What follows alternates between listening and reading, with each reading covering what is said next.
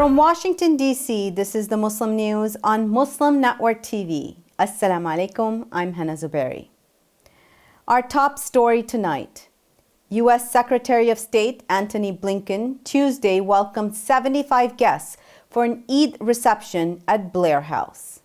He was accompanied by Ambassador Rashad Hussain.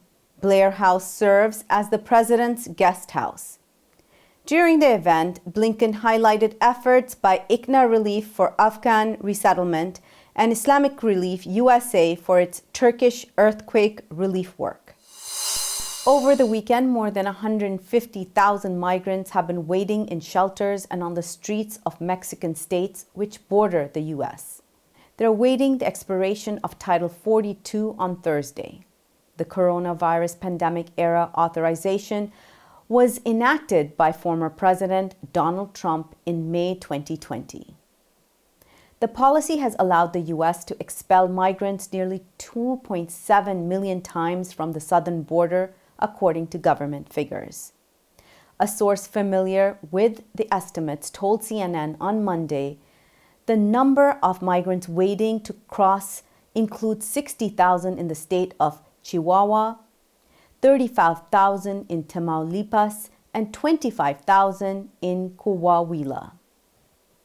U.S. authorities estimate hundreds of thousands of migrants were in the pipeline in southern Mexico and Central American countries, the source said. A New York jury has found Donald Trump guilty of sexually abusing advice columnist E. Jean Carroll in a New York department store 27 years ago. The jury concluded that Trump did not rape Carroll, but did sexually abuse her. On Tuesday, it awarded Carroll $5 million in compensation and punitive damages. Lawyers for Trump said they will appeal the decision. An FBI training video on how to survive a mass shooting has gone viral this week. The video, which the FBI first shared on YouTube in September 2020, is making the rounds on Twitter and TikTok. This is just days after a mass shooting at a mall in Allen, Texas that killed 8 people. The U.S. remains on track for a record number of mass killings in 2023. The 2-year-old video message to anyone caught in a mass shooting is that there are 3 options: run, hide, or fight. The video shows customers at a bar caught in an active shooter event. It includes tips such as running makes you harder to hit and improves your chances of survival. And if you are to control of the weapon, we control the shooter. The FBI advises people to run for an exit if possible, hide if there are no safe escape routes, and fight only as a last resort. The Council on American Islamic Relations Massachusetts chapter reports a 72% jump in requests for help from parents and students experiencing Islamophobia in schools. CARE said that the group received 20 school-related complaints in 2022, up from 11 in 2021. Nationally, the number of complaints jumped from 289 in 2022 to 177 in 2021. A 2021 CARE Massachusetts survey showed 61% of Muslim students reported they had been made fun of, verbally insulted, or abused for being Muslim. A former student, whose identity has not been disclosed, told a media source that he often was the target of offensive racial and religious remarks in high school. The 25-year-old said that he frequently was called a terrorist because he is Muslim and of Pakistani descent. He said teachers would brush off these incidents or contribute to the harassment by making statements about Muslims being too radical and violent. The CARE report also cites how Muslim girls report their schools fail to protect them from bullies targeting them and their hijab. One case involved an 8th grader who was issued a dress code violation for wearing a hijab on her first day to school. CARE 2021 bullying report of Massachusetts Muslim youth shows that 17% of female students reported having their hijab pulled or other forms of offensive touching. Omar, an opera about enslaved people brought to North America from Muslim countries, has won the 2023 Pulitzer Prize for Music. The Pulitzer Committee called it innovative and compelling. It said the musical work respectfully represents African as well as African American traditions, expanding the language of the operatic form while conveying the humanity of those condemned to bondage. The work was created by Rhiannon Giddens and Michael Abels and commissioned by the Spoleto Festival USA. It premiered last May. Omar was inspired by a text written by Omar bin Said. Said was a Muslim brought from Senegal to America, where he was enslaved. The opera tells of his capture by the shores of the Senegal River in 1807, the trauma of the Middle Passage, his arrival in Charleston, South Carolina, and his enslavement. Said escaped his master and fled north to Fayetteville, North Carolina, where he was imprisoned.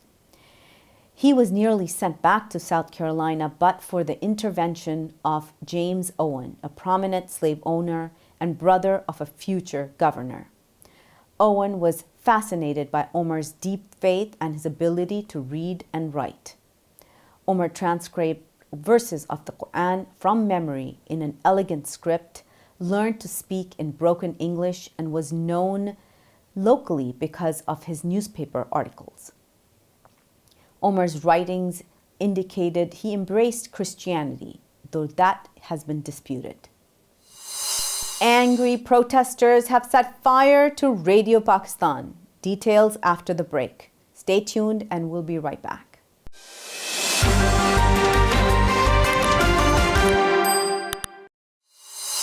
Welcome back. Pakistan has been rocked by protests following the arrest of former Premier Imran Khan. Angry protesters clashed with police and set fire to various buildings in Peshawar in Khyber Pakhtunkhwa province, including the offices of Radio Pakistan. Nearly 1,000 protesters have been arrested from various cities in the province of Punjab. In the wake of the protest, the Ministry of Interior directed telecommunications officials to block mobile broadband services. The government has called on Pakistani army to help control the deteriorating law and order situation. Shah Mahmood Qureshi, the vice chairman of Khan's party, Tehreek-e-Insaf, criticized the decision. Khan was arrested from Islamabad High Court on Tuesday.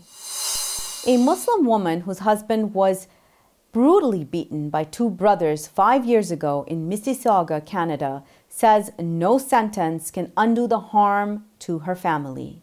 The statement comes after a Canadian court sentenced the two men to 6 years in prison.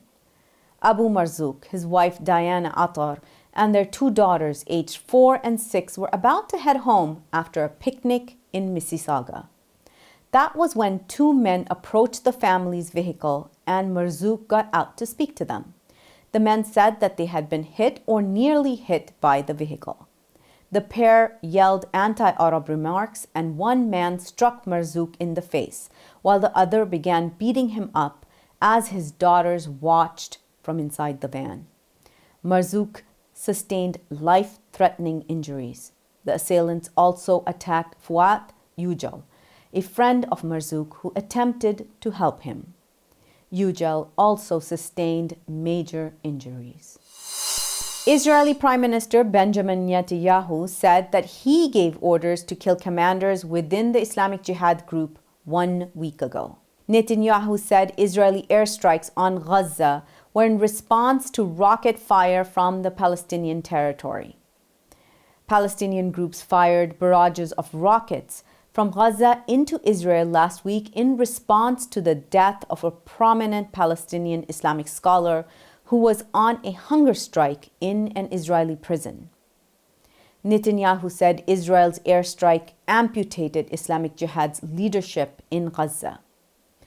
At least 15 Palestinians were killed and 20 others injured in Israeli air raids on Gaza Tuesday, according to the health ministry. The fatalities included 4 children and 4 women. Palestinian factions in Gaza have vowed to retaliate against Israeli airstrikes.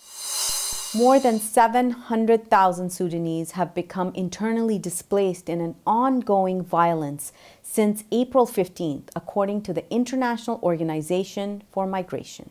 The UN agency's spokesman, Paul Dillon, said the figure stood at 340,000 last Tuesday. An increasing number of Sudanese are also crossing the border to escape the conflict between forces loyal to the army chief Abdel Fattah al-Burhan and paramilitary forces. Al-Burhan's former deputy, Mohammed Hamdan Daglo, commands the paramilitary Rapid Support Forces. The fighting has been concentrated in the capital, Khartoum. But other areas, particularly the western Darfur region bordering Chad, have also seen heavy fighting. The UN Refugee Agency said Monday about 150,000 Sudanese have fled to neighboring countries. Those left behind in war zones face shortages of water, electricity, food, and medical care. According to the United Nations, about 1/3 of Sudan's population needed humanitarian assistance before the fighting began. Foreign-led evacuations by land, sea, and air have seen thousands depart the country. At least 400 women are on hunger strike in a high-security prison in Iraq's capital, Baghdad. They're being incarcerated for being members of Daesh or ISIS. The women claim that their trials were unfair.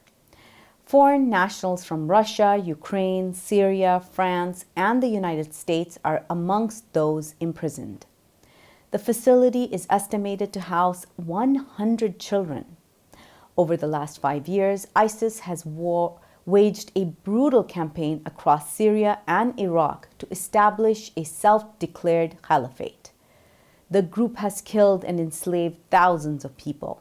Many of the men are said to have been executed without trial, but thousands of women and children have been detained. Some were returned to their home countries, but many remain imprisoned in Syria and Iraq. Before we end today's news, may I make a request? It takes 55 hours of work daily to produce the news for you. This is news with a unique perspective, and you find it only here. Sound Vision is a nonprofit organization which produces it. And just like PBS and NPR, it depends on your donations. Please visit Muslim Network TV to donate now, or click on the link below to donate. That's all from our Washington studios tonight. Thank you for tuning in. You can find more episodes on our YouTube channel and on our Facebook page, and you can click the bell icon for latest updates. For more content, keep watching Muslim Network TV or visit muslimnetwork.tv. Assalamu alaikum and good night.